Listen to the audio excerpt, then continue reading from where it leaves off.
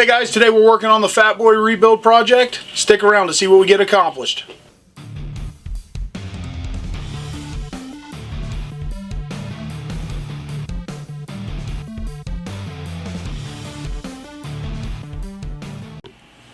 Alright, good morning everybody. Welcome back. Saturday in the shop. We are going to deviate a little bit from our normal deal today. We're going to work on the Fatboy rebuild today, and thank goodness. Yeah. Monday I'm going to work on my project because we're going to weld up the rear wheel for the 24-hour build prep, and I just don't want to do that when anyone else is here to interrupt me and take my attention away, because it's kind of a critical thing. It's something I've never done before. So anyway, we're just going to flip-flop what we're working on, and today we're going to work on the Fatboy. Going to get the rear pulley on, get the wheel in, set it down, check out the lowering, make sure that's how we want it. Probably try and finish up the right hand control, wiring, get the throttle cables on. I don't know what else. We'll see what the day brings, but that's the plan for today, is to work on that bike. And we'll come back Monday and look at our wheel build. So anyway, appreciate you guys being here, and we're going to get to work. So we're starting off with a little simple task. We've got to get our pulley bolted onto the rim.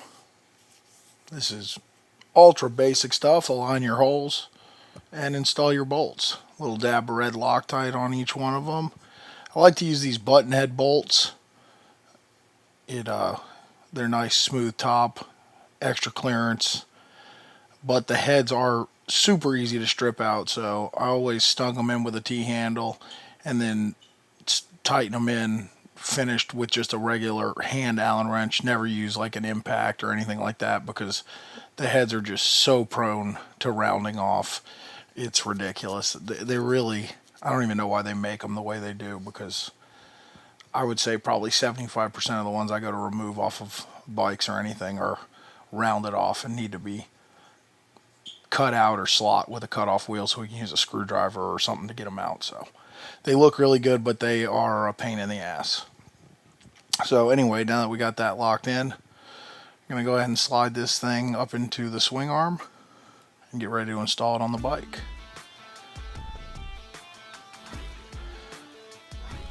You can see here we had the back of the bike jacked up way high, allow the wheel to slide in, and as I was cranking it down, I realized that I had neglected to extend the wires for the taillight. So took a quick pause on installing the wheel.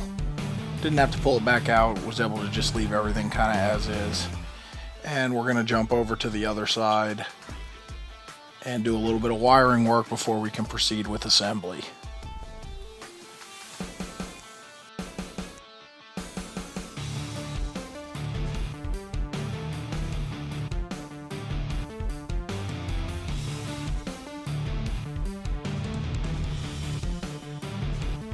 So again, nothing real difficult over here. It's a simple 2-wire taillight housing grounds through mounting to the fender. So you've just got your brake light signal wire and your taillight wire. 2 wires, we're going to just solder them up, just with some real super extra long leads. Once we get those soldered, we'll install our heat shrink, and then luckily enough, this fender has a nice tube attached inside from the manufacturer. So we'll go ahead and slide that up and around. Keeps the wires nice and tight up to the fender, so there's no chance of them rubbing on the tire and getting torn.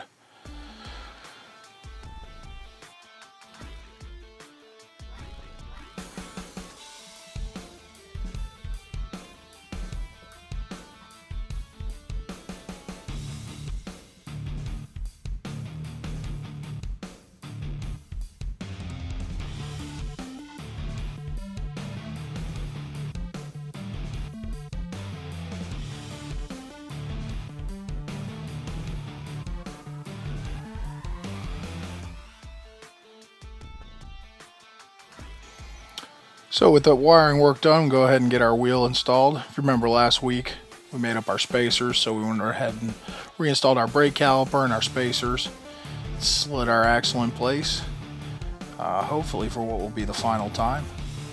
Get the bike adjusted here so the axle will slide in correctly, and and get that sent home. Other side takes a flat washer and a crown nut and some nice black axle covers.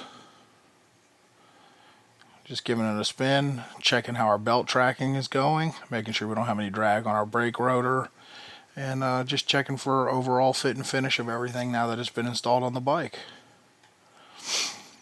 Back over to the taillight wires. I'm going to go ahead and install some mesh loom. It's our standard stuff we use all the time if you've seen any of our videos. It's kind of like a Chinese finger trap from when you were a kid. It expands over. You can slide the wires through. It's not a split loom. I really don't care for split loom. It always looks pretty hideous. So we got that fit to the wire. We'll slide a piece of shrink tube over the end of that, and it just finishes off the end of the wire there, so you don't have to worry about the wire loom fraying or anything like that.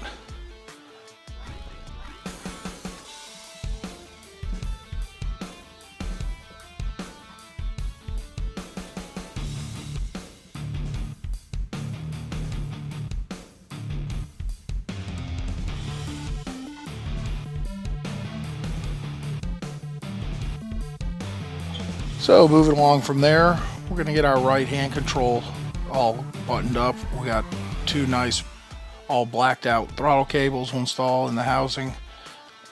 Nice billet aluminum and rubber black grip, and a brand new master cylinder. So we got to pop the master cylinder off, get it out of our way, allow us to close up our throttle side. Once we do that, we'll reinstall the master cylinder and route our cables down to our new S&S carburetor.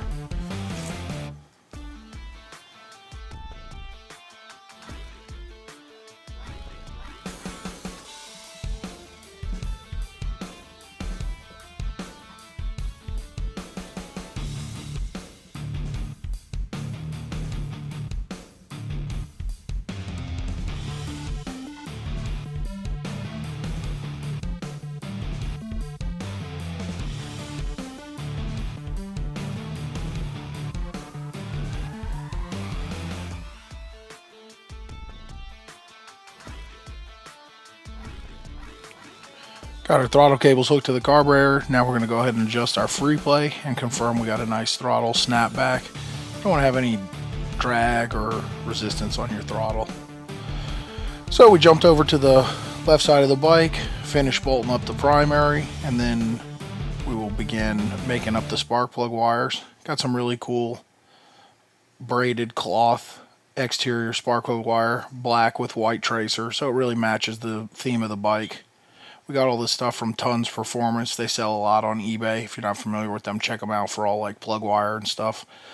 They sell cloth wire, all kinds of plug wire ends, a lot of really cool stuff, just for some extra added detail on the bikes.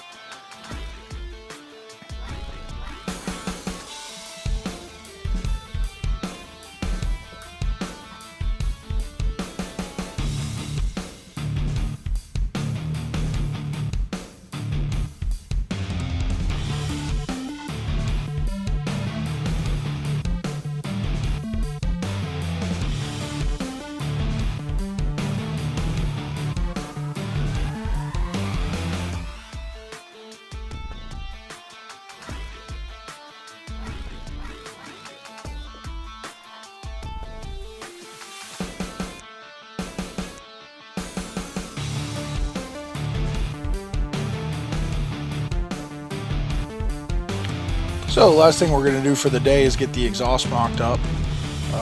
We had the head pipes from an old True Dual system. Honestly, I wish I could tell you who made it. It's a really clean system that fits Softails really nicely, but I have no idea. We took it off of a bike several years ago, and it just kind of sat around. So when we started building this bike, we thought it would be the perfect fit. We cleaned it up, ceramic coated it with some Cerakote Glacier Black, and kind of repurposing it. So we're getting the head pipes installed here.